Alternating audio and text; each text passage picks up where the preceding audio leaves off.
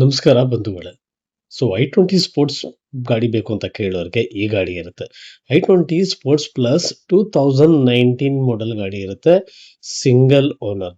ಓಡಿರೋದು ಗಾಡಿ 83,000 ಕಿಲೋಮೀಟರ್ ಮಾತ್ರ. Completely showroom recorded, showroom track ಸಮೇತ ನಿಮಗೆ ಈ ಗಾಡಿ ಸಿಗುತ್ತೆ. ಗಾಡಿ ನೋಡ್ತಾ ಇದೀರಲ್ಲ, ಜಸ್ಟ್ ಬ್ರ್ಯಾಂಡ್ ನ್ಯೂ ಕಂಡೀಷನ್, ಈಗಲೇ ಶೋರೂಮ್ ಇಂದ ಇಳಿಸಂಗಿರುತ್ತೆ.